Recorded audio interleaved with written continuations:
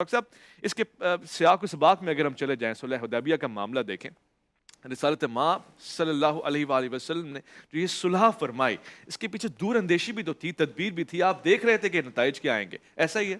یقیناً اللہ کے رسول تھے اور آپ جو کچھ فیصلے فرما رہے تھے اللہ رب العالمین کی نصرت اور تائید سے فرما رہے تھے، بلکہ جب ایک دو موقعوں پر حضرت عمر کو بات سمجھ نہیں آئی، جن میں سے دو سوال آپ نے انٹرو میں پیش بھی کیے کہ کیا ہم حق پر نہیں، کیا آپ اللہ کے رسول نہیں، آپ نے یہ بھی پوچھا کہ اگر ہم ان سے لڑیں جی اور ہم مارے جائیں تو کیا ہم شہید کہلا کر جنت میں نہیں جائیں گے، اور اگر یہ مارے جائیں تو کیا یہ دوزخ میں نہیں جائیں گے؟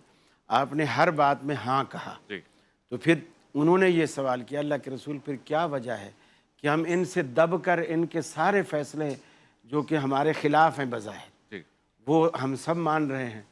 رسول اللہ صلی اللہ علیہ وسلم نے یہی جملہ کہہ کر چپ کرایا کہ عمر میں اللہ کا رسول ہوں، تو اللہ کا رسول نہیں ہے۔ اللہ اکبر۔ حضرت عمر کہتے ہیں میری سمجھ میں پھر بھی بات نہیں آئی، میں صدیق اکبر رضی اللہ تعالیٰ عنہ کے خیمے میں گیا، میں نے وہاں جا کر وہی اعتراض کیا کہ کیا وجہ ہے کہ ہم حق پر ہونے کے باوجود دب کیوں رہے ہیں، جی یہ تو ہماری عزت کے منافی ہے یہ بات۔ جی تو صدیق اکبر نے وہی جملہ کہا کہ اے عمر وہ اللہ کے رسول ہیں، تو اللہ کا رسول نہیں ہے۔ جو کچھ وہ دیکھ رہے ہیں ویسے مومن جب بھی دیکھتا ہے اللہ کی آنکھ سے دیکھتا ہے، سبحان اللہ، حقیقت ہے۔ اور اللہ تعالیٰ خود کہتا ہے جب بندہ میرا ہو جاتا ہے میں اس کے کان بن جاتا ہوں، میں اس کی آنکھ بن جاتا ہوں، میں اس کی زبان بن جاتا ہوں، یعنی پھر وہ ہر وہی کام کرتا ہے جو مجھے محبوب ہوتے ہیں، جو مجھے اچھے لگتے ہیں، اور ہر اس کام سے بچتا ہے۔ صلح حدیبیہ میں جب یہ صلح ہو گئی، جنگ بندی کا معاہدہ بھی ہو گیا، مسلمانوں کو ایک ریلیف ملا، آپ کو بھی جنگ کی تیاری کا ایک موقع مل گیا کہ بھی ہم ہر طرح کے خطروں سے محفوظ ہو کر ہم تیاری کرتے رہیں گے۔ تو اس عرصے میں رسول اللہ صلی اللہ علیہ وسلم تیاری میں لگے ہوئے ہیں، ادھر کچھ شرارتیں اور کچھ اس طرح کی باتیں، ابو سفیان اس وقت تک مسلمان نہیں ہوئے تھے، ان کی طرف سے بھی کچھ باتیں ایسی ہونے لگیں کہ بھی شاید یہ معاہدے کی خلاف ورزی اب ہونے والی ہے۔ جی اور ادھر رسول اکرم صلی اللہ علیہ وسلم نے جو خفیہ تیاریاں کیں، اس تیاری میں حضرت حاتب بن ابی بلتہ ان کے بچے بیوی وہ کفار کے نرغے میں تھے وہاں، اور ان کا اور کوئی رشتہ دار وہاں کفار میں حامی نہیں تھا۔ جی باقی جو مسلمان تھے ان کے رشتہ دار وہاں تھے جو کفار میں بھی تھے، لیکن ان کے بچے وغیرہ بھی انہوں نے روک لیے تھے۔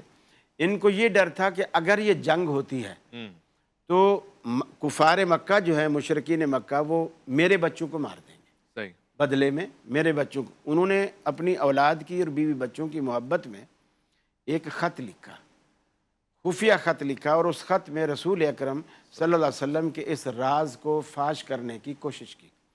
وہ خط ابو سفیان کے نام تھا۔ اچھا ایک بوڑھی عورت کا انتخاب کیا، اس کو وہ خط دیا اور یہ کہا کہ جا کے مکے میں تو جا رہی ہے تو انہیں پہنچا دینا۔ اب آپ تو اللہ کے رسول ہیں، جبریل امین نے آپ کو آ کر کے خبر دی کہ یا رسول اللہ اس طرح آپ کے اصحاب میں سے کسی نے آپ کے راز کو فاش کرنے کی کوشش کی ہے، وہ خط ہے آپ منگوا لیجئے۔ رسول اللہ صلی اللہ علیہ وسلم نے سیدنا علی المرتضیٰ کا اللہ اور دو انصاری صحابیوں کا، ان دو کا انتخاب کیا اور تینوں کو بھیجا۔ یہ گھوڑے پر سوار تھے اور انہیں تین باتیں بتائی۔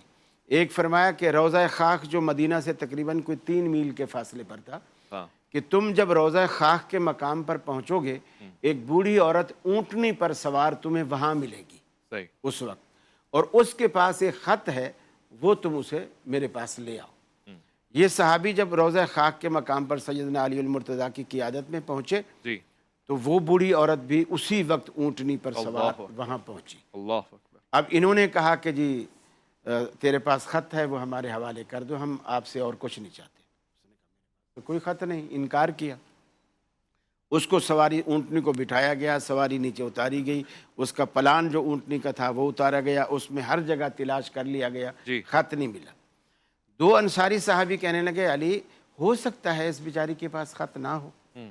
سیدنا علی المرتضیٰ رضی اللہ تعالیٰ عنہ نے کہا واہ یار عجیب تمہارا ایمان ہے، آئے ہائے اللہ کے رسول نے مدینے میں بیٹھ کر آئے ہائے ہائے 3 میل کے فاصلے پر ہمیں خبر دی آہا کہ ایک بوڑھی عورت آئے گی، اونٹنی پر سوار ہوگی، جب تم وہاں جاؤ گے وہ بھی اسی وقت وہاں پہنچے گی، اس کے پاس خط ہے وہ لے آؤ۔ جب باقی 2 باتیں درست ہیں تو تیسری بات کیسے غلط؟ آئے ہائے ہائے سبحان یہ اللہ تمہارا ایمان ہے۔ آئے ہائے सैयदना अली मुर्तज़ा ने तलवार निकाली, तलवार निकालने के बाद उस खातून को दिखाई, और हदीस में दो तरह की बातें आती है। एक धमकी ये दी, हम तुम्हें जामा तिलाशी लेंगे, बरहाना करके तिलाशी लेंगे। दूसरी ये धमकी दी, हम तेरा सर तन से जुदा कर देंगे, तू शराफत से खत हमारे हवाले कर दे। इसलिए कि जिसने हमें खबर दी है उसकी बात कभी गलत हो ही नहीं सकती। सुभान अल्लाह। उसने फिर डर के मारे अपने सर की मेंढियों में उस खत को थोड़ा तावीज़ की शक्ल बना के उसको मेंढियों में छुपा के, मेंढियाँ गूंद के रखी हुई थी, तो वहीं से निकाल के उसने खत दिया।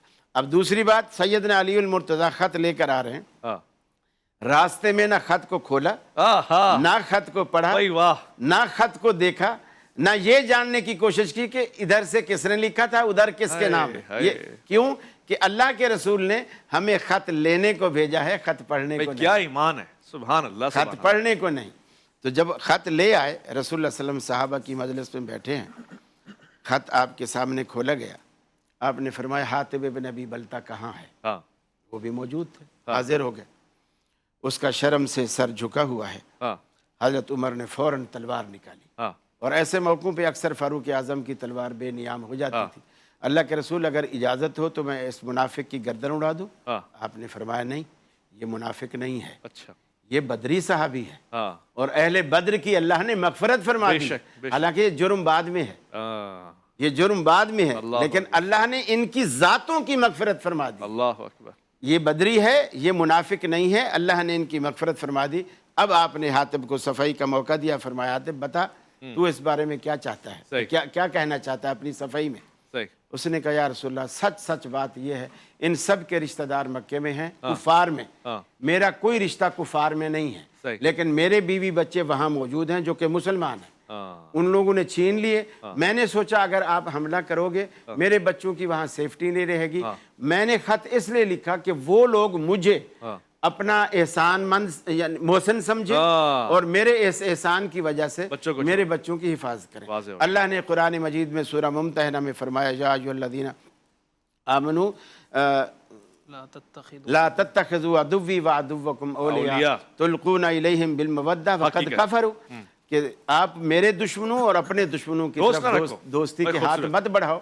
इन्होंने तुम्हें वहां से मक्का से निकाला, तुम्हारे रसूल को निकाला, फिर भी तुम उनसे दोस्तियां और ताल्लुक रखते हो। यानी गोया कुरान ने भी वाज़े कर दिया कि ये मुनाफिक नहीं है। इतना नसीहत आमेज वाक़या आज डॉक्टर साहब ने हमें सुनाया है